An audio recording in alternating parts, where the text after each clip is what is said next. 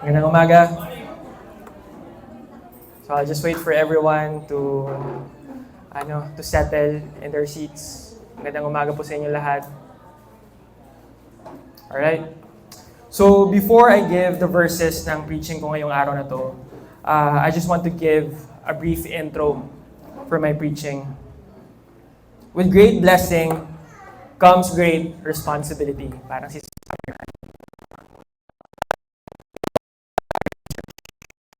for a great miracle. Nag-aabang tayo. Ayun na yung pinagdadasal natin. Even in the past year. It's great. Our church is praying for our building. But once this comes into fruition, itong pinagdadasal na natin, itong gusto na natin mangyari for our church, comes with it is the responsibility. Even a greater responsibility than what we have right now. The material blessing is not the testimony that we give as Christians. But the testimony that we are to give is the spiritual blessing that has been that's imparted to us by God. As said by Jesus Christ in Matthew,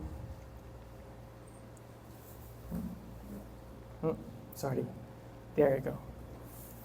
So in Matthew 22:37, and he said to him, "You shall love the Lord with all your heart, soul, and your mind."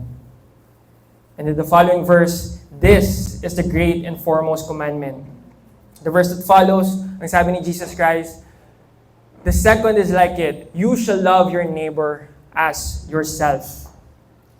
The love that Jesus Christ is talking about is the very foundation of our movement as Christians.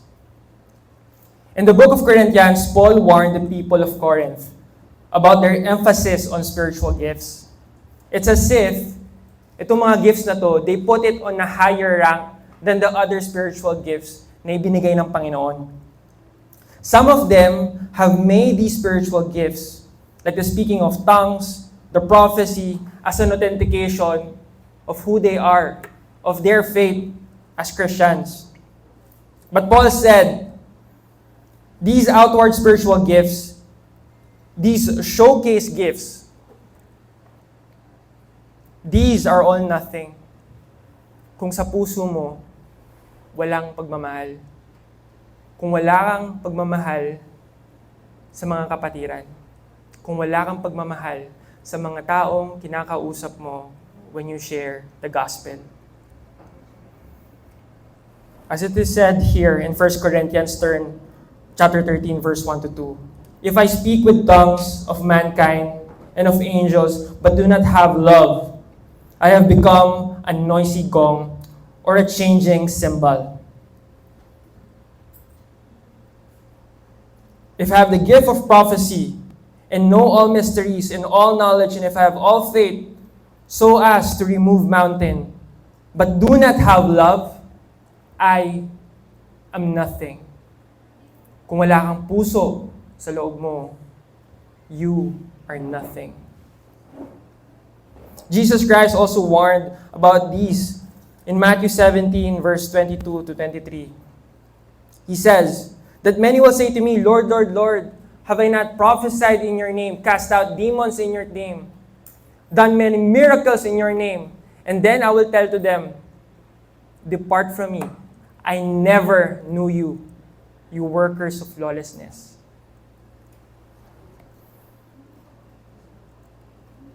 The Lord Jesus Christ is showing here that it is not the spiritual gifts that authenticates your faith. It is not even the material blessing that you possess that proves na, uy, blessed ka ng Panginoon. The last part of this verse, he said, I never knew you. Leave me, you who practice lawlessness. And the emphasis on this verse is this, I never knew you. What authenticates our faith as a believer is your personal relationship with Christ. Yes, tayo kailangan natin i-accept si Jesus Christ as Lord and Savior. Yes, we have to accept that He existed here 2,000 years ago. That He manifested in the flesh, that He Himself is God. That He died on the cross, rose again, and ascended into heaven. These are the intellectual things that we are to have in our faith as Christians. But that's not the most important thing. At the same time, the important part of our faith is to have a deep understanding of what is the finished work of Christ on the cross truly meant. Ano ba ang ibig sabihin ng ginawa ng Panginoon sa Kalbaryo? And this is all about His love. So this morning, our goal is to understand everything about the love of God for us. Without this, we cannot move as authentic believers. Without the understanding of this love, this is the highest spiritual gift na ibinigay sa atin ng Panginoon. So my preaching for this morning, we will focus on these verses. It's the same verse na ibinigay ni Pastor. But even before I knew na ito yung ipipreach ni Pastor last week, ito na yung verse na pinili ko.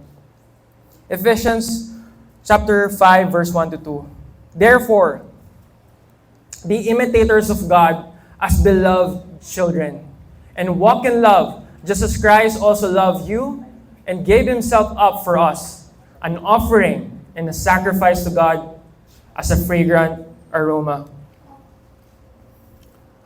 My goal for today is for us to be directed in the manner of love na gusto ng Panginoon para sa atin, na ipakita sa mga taong kailangan natin sharean ng gospel at sa mga tao na kasama natin sa simbahan. My goal for today is for us to be united with a clear understanding, with the kind of testimony that we are to bring in and out of this church.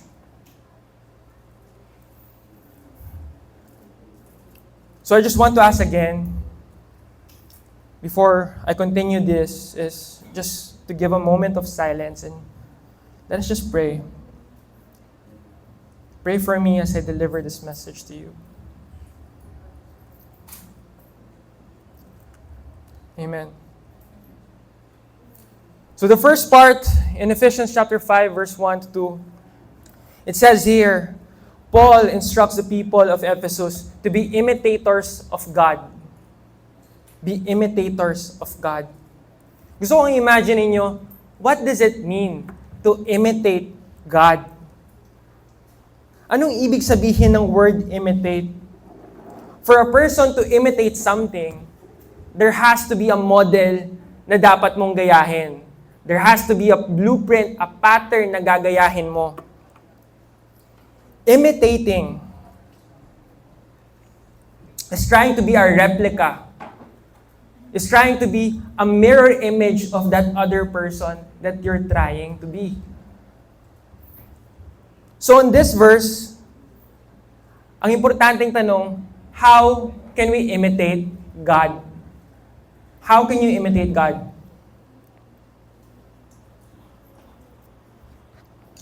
Who has seen God here face to face? Sino nakakita na dito sa Panginoon face to face? Sino na dito nakasama yung Panginoon long enough for you to even imitate Him? Nobody has. Diba? Sino dito nakita ang Panginoon kung paano siya makitungo sa mga tao, sa bahay mo? Paano siya makitungo sa trabaho mo, sa eskwelahan mo? Wala. So how can we exactly imitate Him? In the Old Testament, yung ganitong klaseng instruction is definitely hard to comprehend. Paano ko i-imitate ang Panginoon? How can I imitate someone na hindi ko naman nakikita? It's a mind-boggling question. And yes, sa Old Testament, there is this what you call theophany. These are the events in the Old Testament that God manifested in physical form to some of the believers in the Old Testament. At ito yung mga event na nangyari na yon. So, in Genesis chapter 18, God appeared to Abraham when he was about to judge Sodom and Gomorrah. He was in physical form, may kamay, katawan, paa. Abraham saw God in physical form. And in Exodus chapter 3, Moses in Mount Horeb, he saw God as a burning bush. And in Exodus chapter 13, in the wilderness, the Israelites, they saw the presence of God through that pillar of cloud and fire. Wherever they go, may apoy, may cloud na nakikita sila, and that's the representation of His presence with them. And all throughout the Old Testament, there is this what you call the angel of the Lord. And this is not just an ordinary angel, but this is God showing Himself as an angel.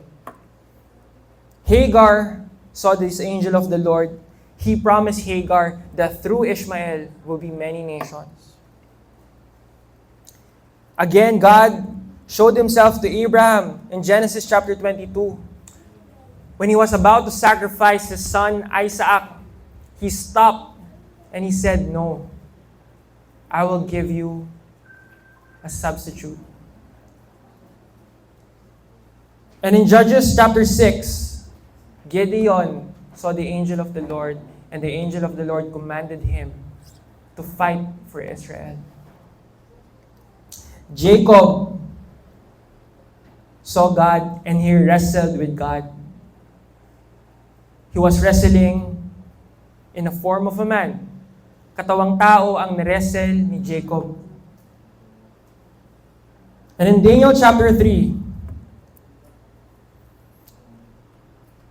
Shadrach, Meshach, and Abednego, while they were about to be burned in the fire, there was a fourth man, and that was God.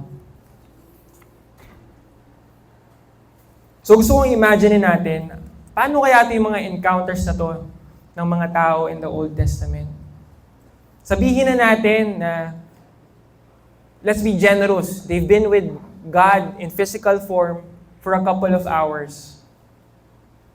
Ano kaya yung magagaya mo sa ganung ka-short moment lang?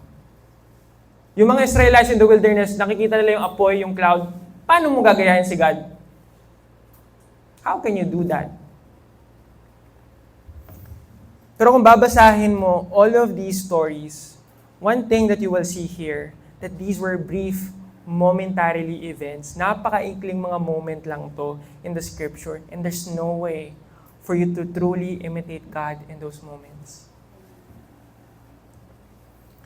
The instruction of Paul sa Ephesians chapter 5 is this. This is not simply about mimicking the physical movements ng Panginoon. Of course, we know that. But it's about imitating the character of God, the character of His love. We are to imitate the love of God. So for the Old Testament saints, it's impossible. There's not enough data to pull this off. The Old Testament believers are confined with what has been revealed to them by God through the law. That's the very basis on how they can aim for the instruction of God, which is this: be holy, for I am holy.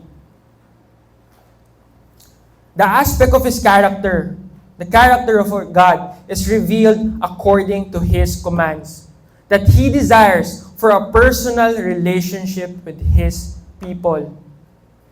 The first of the four Ten Commandments is about us dealing with God. Love the Lord with all your heart, soul, and mind. And the next 6 after that is how we deal with people.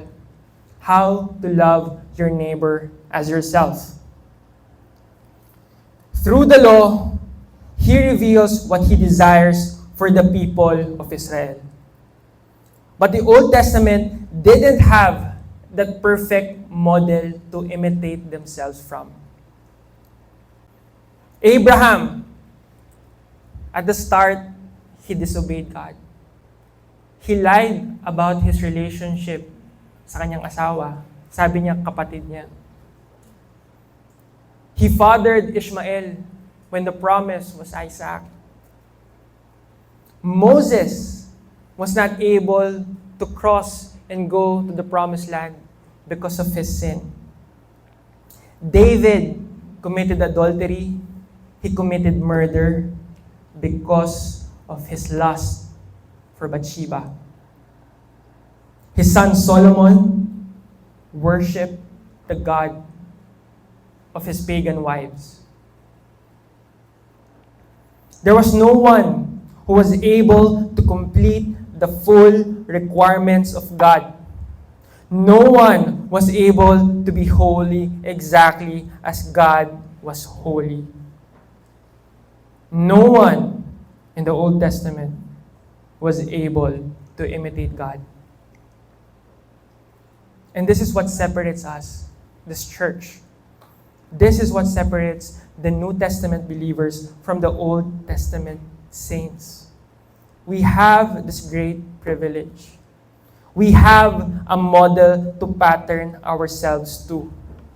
And that man was able to imitate exactly who God was. That man was able to show the character of God. He was able to demonstrate the love of God to perfection. That if you saw him, you saw God. And that is our Lord Jesus Christ.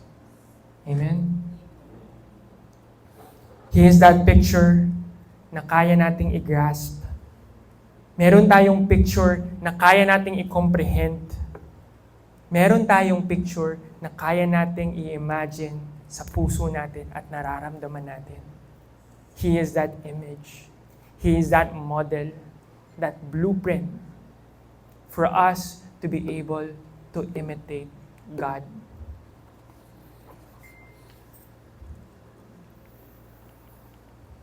And I want us to read John chapter 5, verse 19.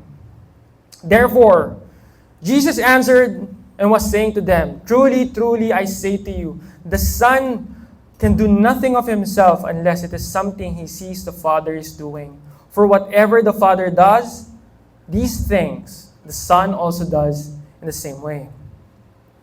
Jesus Christ was able to imitate God because he saw God. He was with God for a very long time. In John chapter 1, it says, in the beginning was the Word, and the Word was with God, and that Word was God manifested in the flesh. Jesus Christ is that Word. Jesus Christ was with God in the beginning. Jesus Christ, He Himself is God. And He manifested in the flesh so the fullness of God's plan can be revealed sa atin ng mga mananampalataya. God wants us to be like Him solely because He wants us. Gusto niya maging katulad tayo dahil gusto niya tayo. Pinili niya na gustuhin tayo. In order for us to be with Him in heaven, God has planned everything to fulfill that through His Son, Christ. God wants us to be like His Son.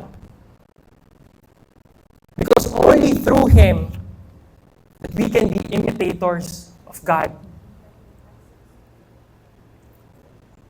And now to the next part of this verse.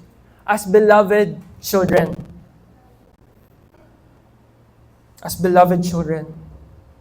In the Gospels, God the Father described Jesus as His beloved Son.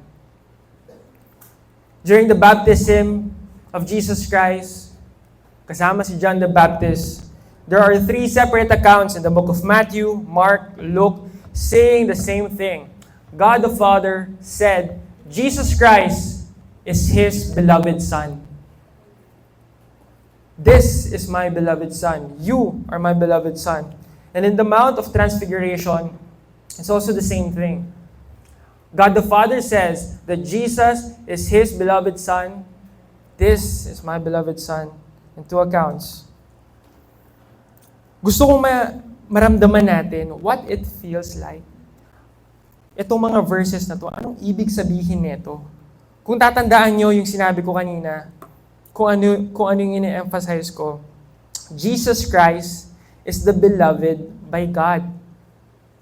And just as He is beloved, the truth is, we are also called beloved. We are also beloved by God, just as Jesus Christ is. Not only that, Jesus Christ is the Son of God. We are also called children of God. You are sons and daughters of God, just as Jesus Christ is. This is how special you are. This is how special you are. You, brother. Everyone here, ganun ka ka-special sa Panginoon. That just like Jesus Christ, you are beloved, and you are called His daughter. You are called His son. Yes, we are called to imitate God. But along with it is the understanding that we are the sons and daughters of God. That is our identity. We need to see that. You have to say that to yourself. Anak ka ng Panginoon. You are special to your Father. And that's why for me, I will imitate my God because He is my Father. Gagayahin ko yung Papa ko kasi idol ko yung Papa ko. I adore my Father. I love my Father. And that's why, when I grow old, when I grow up, I want to be just like my Father. That is at the heart. We know how to find that feeling. When someone loves you, when your parent loves you, you want to be exactly just like your parent because he is your idol. Because you felt what his love is, you want to be just like who your father is. Again, mga kapatid, we are the beloved children of God. And in John chapter 1, verse 12, but as many as receive Him, to them He gave the right to become children of God. To those who believe in His name, we are the children of God. Because we believe and have received Jesus Christ as our Lord, God has given us the right, karapatan natin, to claim that we are children lang pala, of God. That is our identity.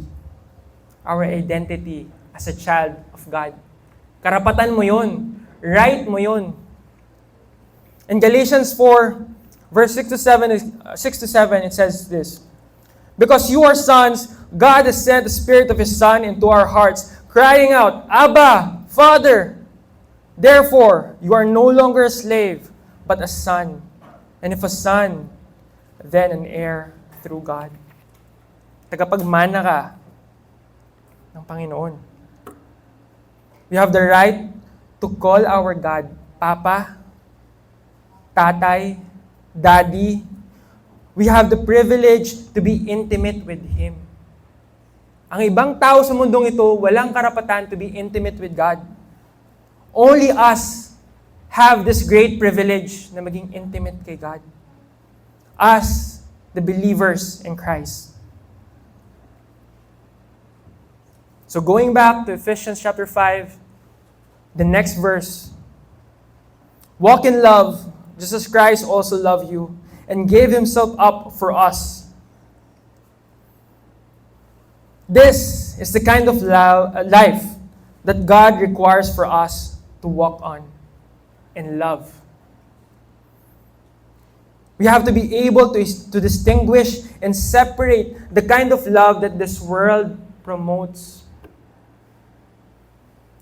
from the kind of love na ipinapakita at inuutos sa atin na ipakita ng ating Panginoon sa ating buhay.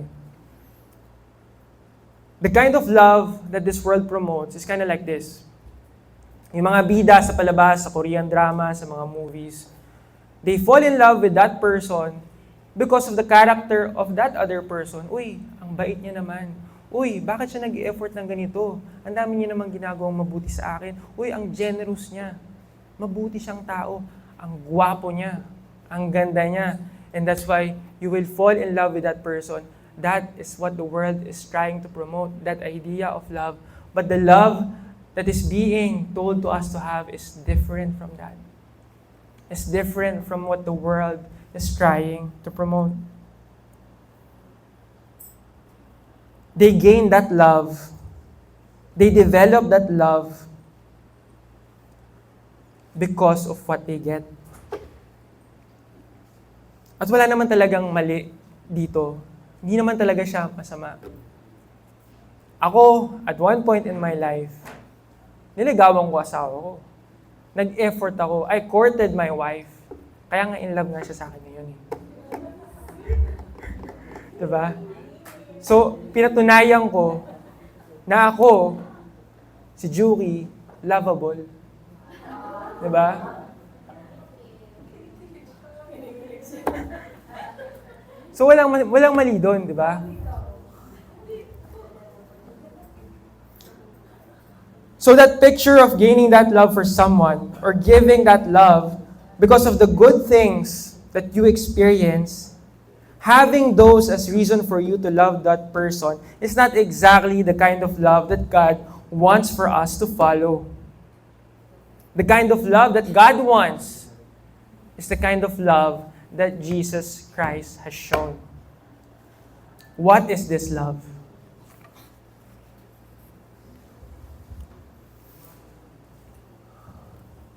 I want us to read Philippians chapter 2, verse 5 to 8.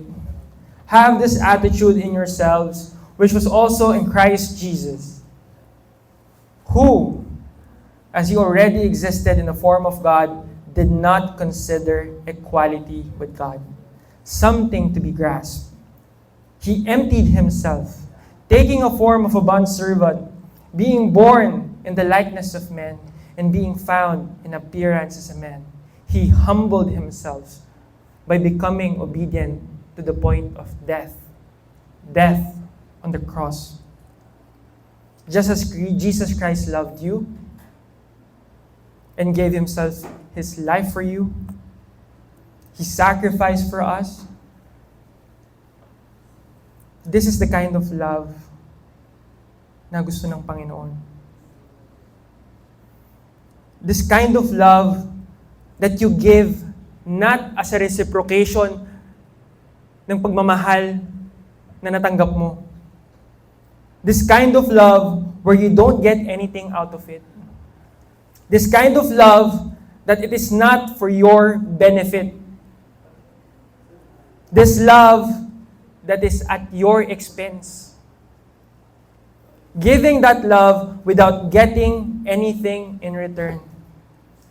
That you are too willing to suffer just to show that you love that person. Loving that person kahit yung tao na yon hindi lovable. Choosing to love that person solely because you know that he is loved by God. This is not to say na mahalin mo lahat ng tao sa mundong ito. But it means loving the same people that God loves. The people that God chose to love before the foundation of the world. Pinili na ng Panginoon kung sino ang mamahalin niya sa una pa lang. Finding those people and choosing to love those people. Hahanapin natin sila.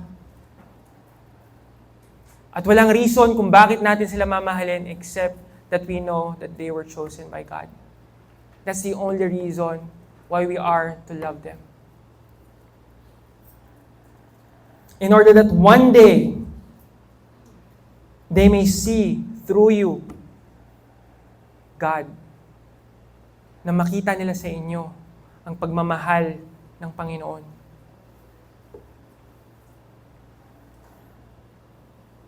Because you are imitating your God, Jesus Christ.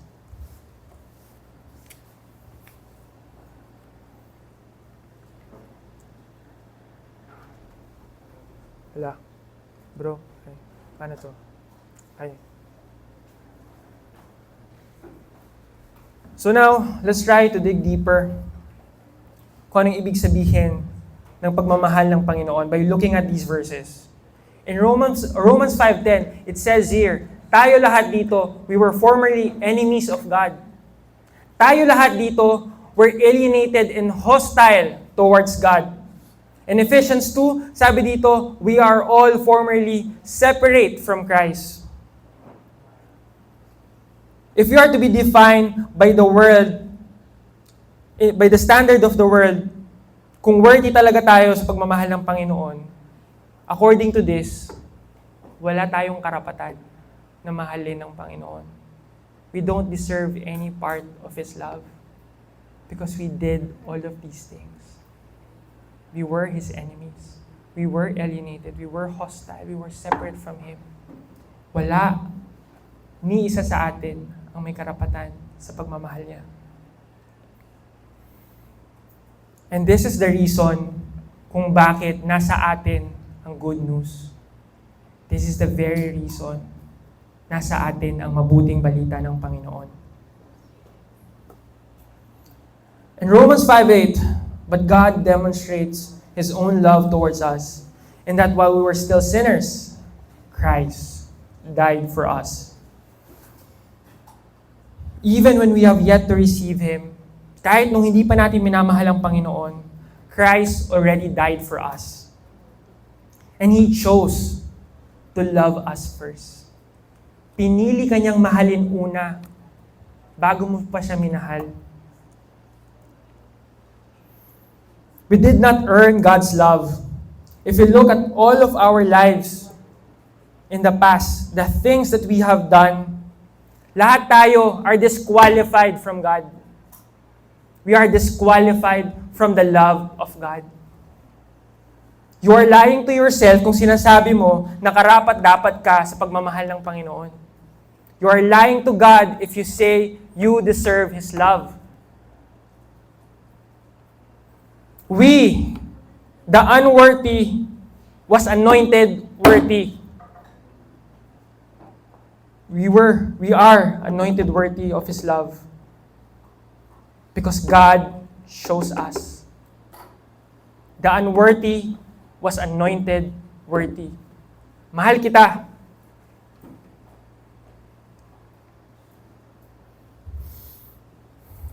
In 2 Corinthians Chapter 8, verse 9.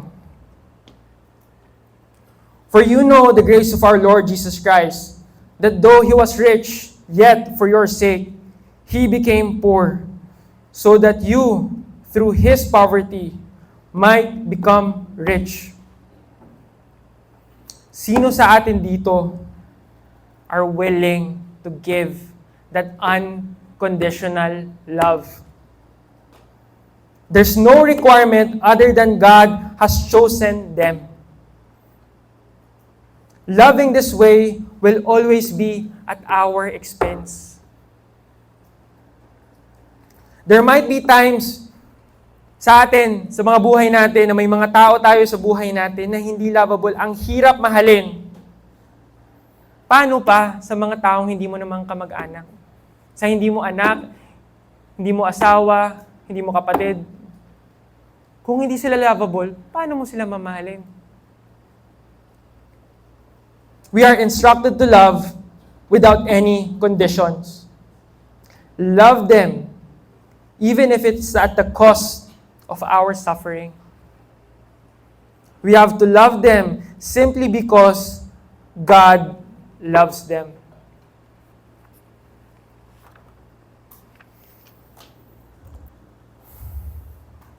Hebrews chapter 12, verse 2. Looking only at Jesus, the originator, the perfecter of that faith, who for the joy set before him endured the cross, despising the shame, and has sat down at the right hand of the throne of God. Jesus Christ is our ultimate model on how to imitate God. He was the originator. He was the perfecter of the faith. He has completed the saving work that God has set. At sabi rin dito, it is for the joy of God. This thing na ginawa ng Panginoong Hesukristo, this is for the joy of God. This joy that we see the full picture of His love manifested through Jesus Christ on the cross. Na tayo, magkakaroon lang tayo ng kapasidad to do this great sacrifice if we look at Christ. If we look at the cross, what Jesus Christ has done on that cross.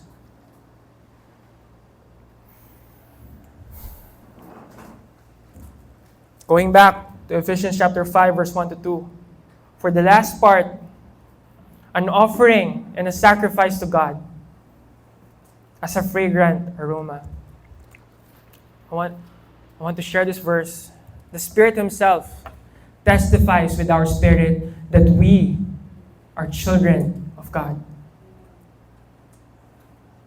Kung ikaw, kaya mo i-comprehend ang katotohanan about Jesus Christ, if you understand the meaning of the cross, na kung ikaw talagang naranasan mo ang pagmamahal ng Panginoon sa puso mo, that's the only time that you have this capacity to make this offer of worship. This offer of sacrifice para sa Panginoon, a fragrant aroma. You can do it because the Spirit that lives in you, in every one of us here, confirms na kaya mong gawin yon. And that is why you will do it.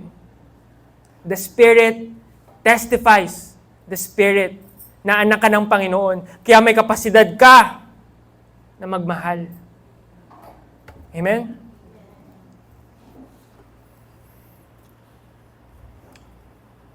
Our church has been praying for the great and mighty things in the Lord. A lot of us have been praying to be delivered from the many challenges na nararanasan natin sa ating mga buhay.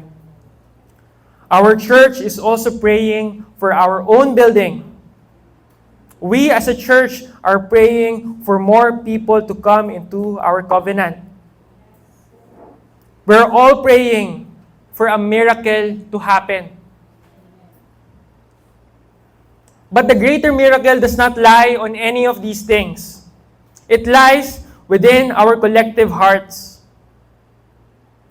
Where does the heart lie in our church? Nasaan ang mga puso natin? The testimony of being blessed with the church, hindi iyon ang testimony natin sa mga tao na sishare natin. Para patunayan na anak tayo ng Diyos. Na para patunayan na nasa atin ang pabor ng Diyos. Hindi iyon. Hindi ang church building ang magpapatunay kung sino tayo. The church building, pag binigay na yan sa atin ng Panginoon, it is for us, only for us to enjoy. Hindi yan para sa mga taong sishare natin. It is for our joy to see God that He is with us. It is for us to enjoy that we have received His emphatic yes. You are a child of God. That we are favored by God. It is for us, that church building. When the church building is up, it's not the testimony that we will bring to prove that God is with us. The thing that we have to show, the testimony that we are to give is our love. Because the people of this world will not see God through our prosperity. Huwag niyo iisipin na may building na tayo na, nandun si God.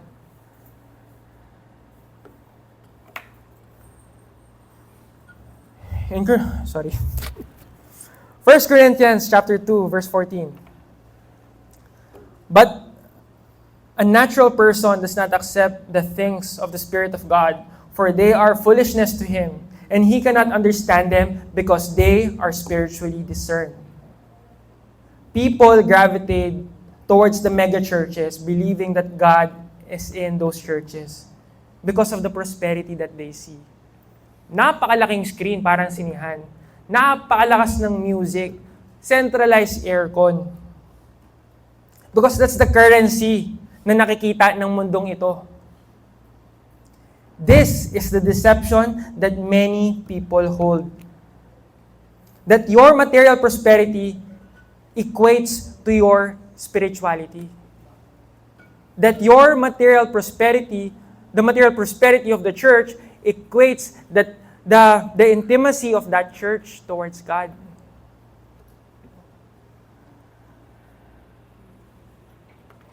Matthew 7:16, for you will know them by their fruit. Grapes are not gathered from thorn bushes, nor figs from thistle, are they? What kind of believers do we intend to bring in our church? The kind who will respond through our prosperity.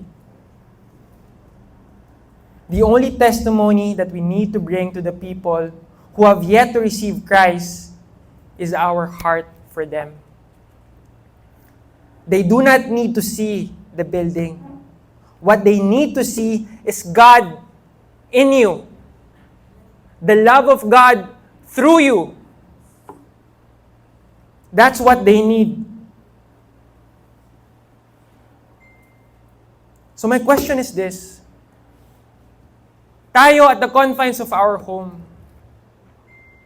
ang asawa mo ba,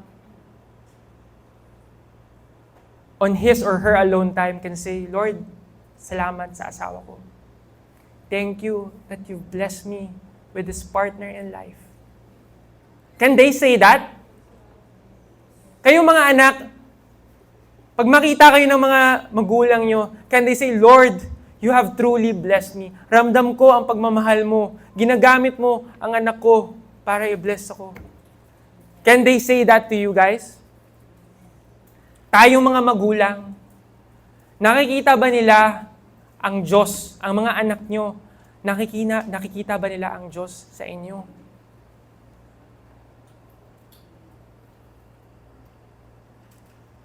What is our testimony? What is our testimony? Ayun, ang tanongin natin, lahat dito.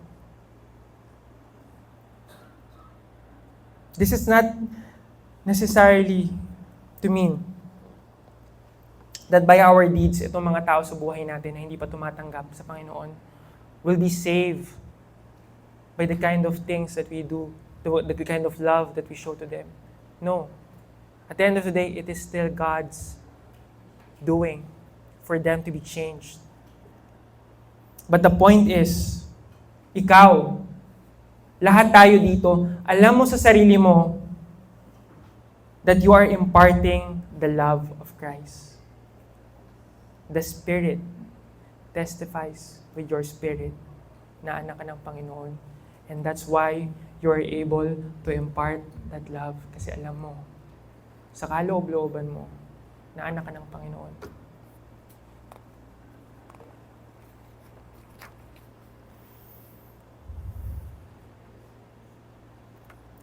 Romans chapter 8, verse 16.